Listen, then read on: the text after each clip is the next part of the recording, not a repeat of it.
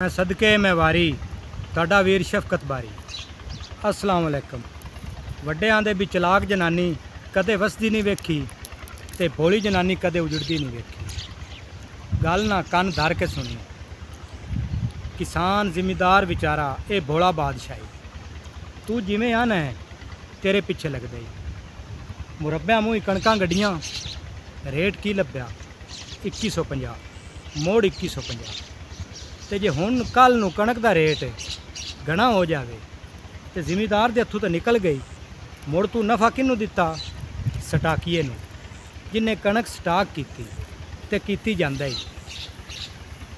हाय हाय मेरियां सरकारां एक बारी तो जिमीदार दी मन्नो आ। खादां जहरां स्प्रेवां सस्तियां करो आ। उन्हें थैले दे विचों अं डुग डुगी कढ़ के अं वगाई, तमाशा किता नच के अल्लाह बेली होया। हाय हाय ये उन्हां जिमीदार किसानां दी जिन्हां दी घर दियां पैलियां ने, उन्हां दी सिर ते बाण ते जेड़े विचारे ठेकेदार ने वो तो मंजियां मुद्दियां कीती बैठे ने। तैनूं जरा नहीं तरस आउंदा? किदे गई हो चौधर? चौधर भी ना बची ते बचनी ना आ लगदा तूड़ी भी नहीं, आ तूड़ी भी नहीं बचनी। इत्थे हुंदा की है मैं दसना। दो कुत्ते सी ते आपस लड़ पे।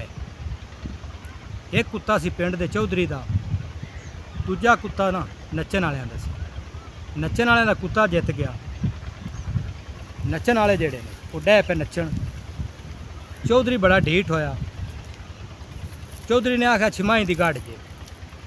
चौधरी ने कुत्ते नूं खुराकां खवाइयां, सांभिया, खर्चे कीते, टाइम दे उत्ते कुत्ते लड़े। चौधरी दा कुत्ता जित गया। नच्चण वाले दे कुत्ते दी ना कौख निकल गई। हुण नच्चण वाले ने की काम कीता?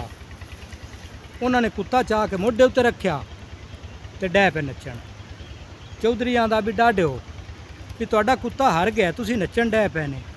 वो आंदे चौधरी साहब सानू नहीं पता कौन जित्या है कौन हरिया है, किनू नफा है किनू घाटा है, साडा तो काम अखे है ही नचना।